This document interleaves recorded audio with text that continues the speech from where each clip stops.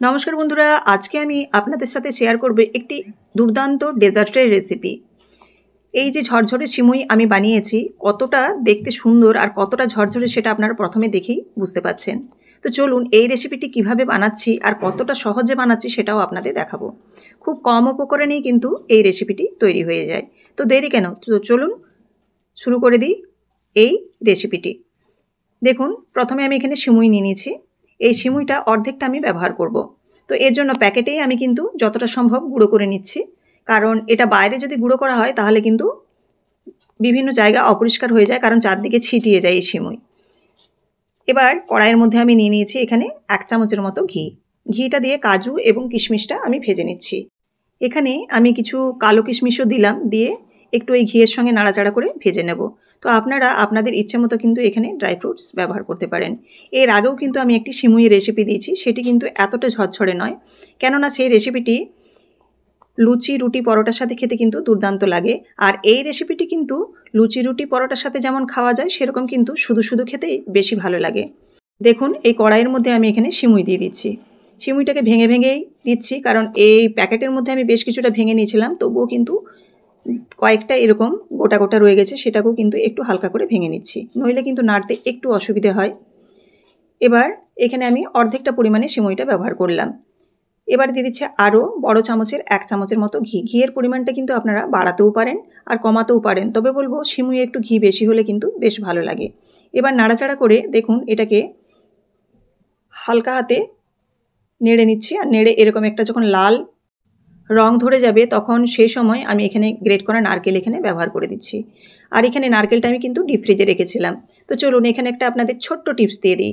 নারকেল সাধারণত ফ্রিজে যদি আমরা কুড়ে রাখি বা আমরা ফাটিয়ে রাখি নারকেলটা, তাহলে কিন্তু নারকেলটা বেশি দিন থাকে না। তো নারকেল এরকম সংরক্ষণ করে রাখার জন্য আপনারা করবেন কি, নারকেলটাকে কুড়িয়ে আমার মতো রাখতে পারেন ডিপ ফ্রিজে একটা এয়ারটাইট বক্সে, কিংবা আপনারা নারকেলের যে উপরের যে শক্ত অংশটা সেটাকে ছাড়িয়ে, যেরকমভাবে আমরা মুড়ি টুড়ির সাথে খাই সেরকমভাবে যে ছাড়িয়ে নেবেন। ছাড়িয়ে নিয়ে সেটাকেও কিন্তু এয়ারটাইট বক্সে রেখে দেবেন। কোনো মতে কিন্তু নারকেলে জল দেবেন না, জল দিয়ে ডিপ ফ্রিজে রাখলে কিন্তু নারকেল ভালো থাকবে না। তাই ধোয়াধুয়ির পর্বটা কিন্তু যখন লাগবে পরিমাণ মতো নেবেন, নিয়ে ধুয়ে সেটাকে ব্যবহার করবেন। দেখবেন একদম কিন্তু অনেক দিন পর্যন্ত এই নারকেল ডিপ ফ্রিজে স্টোর করে রাখা যায়। তো চলুন এখানে আমি এবার সিমুইটাকে আর নারকেলটাকে একসঙ্গে নাড়াচাড়া করে ভেজে নেওয়ার পর দিয়ে দিলাম পরিমাণ মতো চিনি, আর দিয়ে দিচ্ছি গুঁড়ো দুধ। তো গুঁড়ো দুধটা কেউ যদি দিতে না চান, এটা পুরোপুরি অপশনাল, নাও দিতে পারেন, তবে বলবো যে গুঁড়ো দুধটা দিলে কিন্তু টেস্ট হয়ে যাবে দ্বিগুণ। এবার দেখুন দিয়ে দিচ্ছি কাজু এবং কিশমিশ যেটা ভেজে রেখেছিলাম সেটাও। এবার খুব ভালোভাবে কিন্তু মিশিয়ে নেওয়ার পালা। এই জায়গাতে কিন্তু পুরো একদম সব কিছুকে মিশিয়ে নিতে হবে, যাতে প্রত্যেকটা জিনিস প্রত্যেকের সাথে মিশে যায়। ব্যাস এই পর্যায়ে নাড়াচাড়া কমপ্লিট হয়ে গেছে। এবার দেখুন এখানে গ্যাসের ফ্লেমটা লো করে আমি এখানে খুব সামান্য কিন্তু 2 মুঠির মতো জল ছিটিয়ে দিলাম। জলটার পরিমাণ কিন্তু খুবই কম দেবেন, একদম বেশি দেবেন না। আবার খুব কম দিলেও কিন্তু সিমুইটা শক্ত থেকে যাবে, তাই এমনভাবে পরিমাপে দিতে হবে, আপনারা এখানটা দেখলে বুঝতে পারবেন। জলটা দেওয়ার পর এরকম নাড়াচাড়া করে কিন্তু আবারও সেই ভালো করে মিশিয়ে নিতে হবে। এবার গ্যাসের ফ্লেমটা লো অবস্থায় এরকমভাবে মিশিয়ে নেবেন।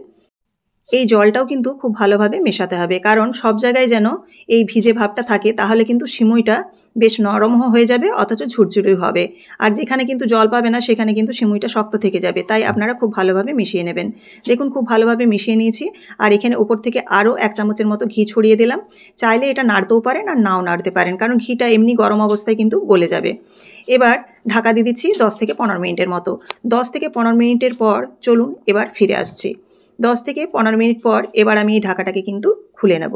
তো দেখুন এবার কিন্তু খুলজা সিমসিম খুলে নিলাম। এবার দেখুন কতটা ঝরঝরে হয়েছে, আর সিমুইটাও কিন্তু নরম হয়ে গেছে, আর চিনিটাও কিন্তু গলে গেছে। কেন কি, যে চিনির উপরে যে জলটা ছড়িয়েছিলাম সেটা কিন্তু গরম থাকা অবস্থায় দিয়েছি, আর পুরোপুরি কিন্তু চিনিটা গলে গেছে। এবার দেখুন এই যে নাড়াচাড়া করছি কতটা ঝরঝরে হয়েছে দেখেই বুঝতে পাচ্ছেন, চিনিটা কিন্তু পুরোপুরি গলে গেছে। আর চিনিটা থেকেও তো হালকা একটা রস বেরোয়, যেহেতু জল পড়েছে প্লাস গরম আছে।